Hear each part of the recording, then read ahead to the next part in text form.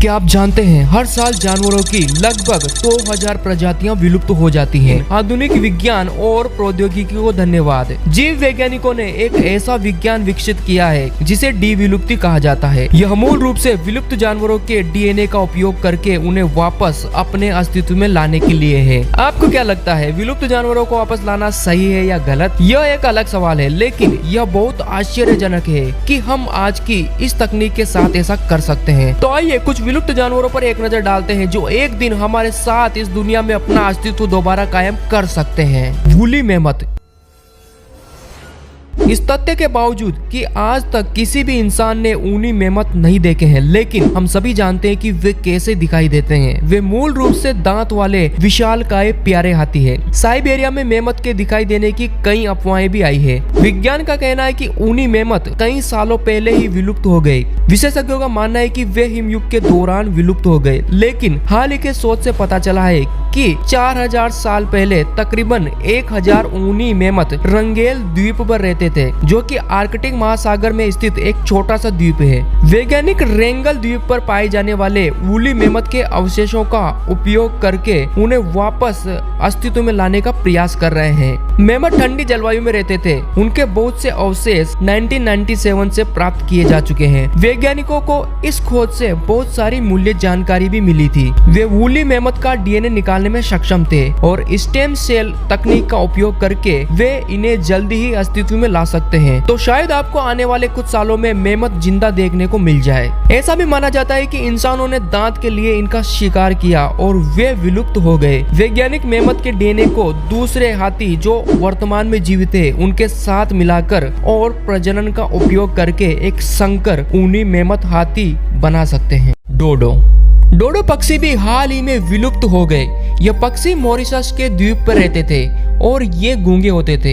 ये उड़ने में थोड़े असमर्थ थे। रिवाइव एंड रिस्टोर नाम की एक संस्था इन्हें वापस लाने का प्रयास कर रही है, लेकिन इनके सामने सबसे बड़ी चुनौती है इसे खोजना। लेकिन 2016 में सब बदल गया। बेथ सापिरो की बदौलत, जो कि कैलिफोर्निया यूनिवर्सिटी के एक शोधकर्ता है, इन्होंने डोडो पक्षी के जीनोम को विकसित किया। डोडो पक्षी कबूतर के सबसे निकटतम डीएनए वाला पक्षी है और इसी की मदद से इसे फिर से जीवित किया जा सकता है। ज़ेब्रेटूथ टाइगर।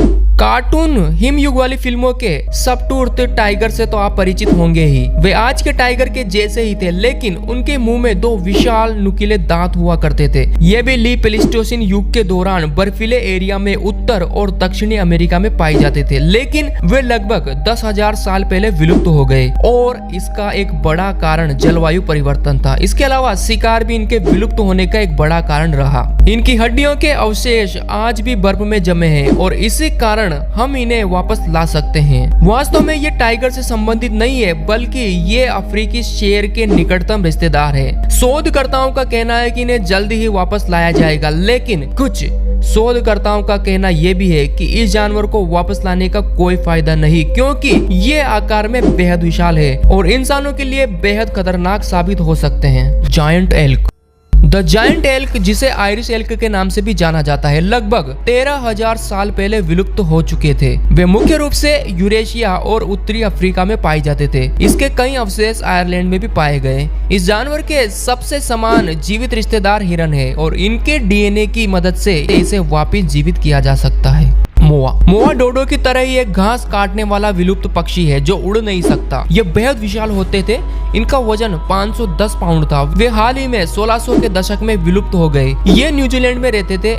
वे इसलिए विलुप्त हो गए क्योंकि मनुष्य मांस के लिए इनका शिकार किया करता था, लेकिन हार्वर्ड यूनिवर्सिटी के शोधकर्ता इसके जीनोम को इकट्ठा करके इसे वापस जीवित करने में लगे हैं। इसके निकटतम रिश्तेदार ईमू और कीवी है, जो आज भी जिंदा है। यानी कि आने वाले समय में आपको मोआ दिखने को मिल सकता है। थाईलेसिन। थाईलेसिन को तस्मानियाई बाघ के रूप में भी जाना जाता है। अन्य जानवरों की तुलना में इसे वापस लाना बेहद आसान होगा। ऐसा इसलिए क्योंकि थाईलेसिन हाल ही में विलुप्त हुए हैं और वैज्ञानिकों के पास धरती पर मौजूद अंतिम थाईलेसिन के अवशेष भी है। थाईलेसिन भेड़ियों की तरह दिखाई देते हैं। वे अपनी पीठ पर काली धारियों और लंबी कड़क पूंछ के लिए जाने जाते हैं। 1990 के दशक में ये ऑस्ट्रेलिया और न्यू गिनी में बसे हुए थे। थाईलेसिन को क्रूर दिखाया गया तथा ऐसे आरोप लगे कि वे भेड़ चरवाहों के पशुओं का शिकार कर रहे हैं और सरकार ने फरमान जारी किया कि जो भी इन्हें मारेगा उन्हें इनाम दिया जाएगा। फिर क्या था, डिशुम डिशुम।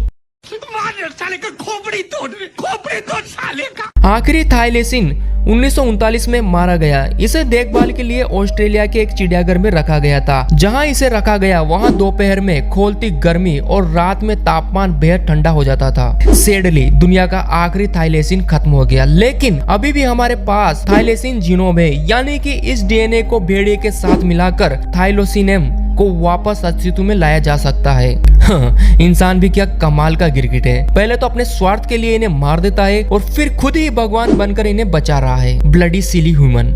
Siberian unicorn. साइबेरियन यूनिकॉर्न, जब आप इस शब्द को सुनते होंगे तो आपके दिमाग में एक फिल्म में काल्पनिक जानवर का जिक्र आता होगा, लेकिन यूनिकॉर्न केवल परियों की कहानियों में मौजूद नहीं होते, वे वास्तव में इस धरती पर मौजूद थे। वे दिखने में ऐसे नहीं थे जैसे घोड़े के सिर पर निकला हुआ एक सींग जैसा, बल्कि वे एक सींग वाले गेंडे जैसे दिखाई देते थे। उनके पास ऊंट के समान पीठ पर एक कुबड़ भी था। वे बेहद विशाल थे और किसी भी इंसान को कुचल सकते थे। मनुष्य हमेशा बड़े समूह में इनका शिकार करते थे। हजारों साल पहले वे यूरेशिया के घास के मैदानों में जीवित थे। साइबेरियन यूनिकॉर्न लगभग 2 लाख वर्ष पहले विलुप्त हो गए थे, लेकिन नई हड्डियों से पता चला है कि वे कुछ 40,000 साल पहले तक जीवित रहे होंगे। साइबेरियन यूनिकॉर्न का वजन लगभग 4 टन तक होता था। इस जानवर को वापस जीवन में लाने के लिए शोधकर्ताओं के सामने सबसे बड़ी चुनौती है उनका डीएनए, लेकिन 2018 में नई तकनीक ने आखिर अनुमति दी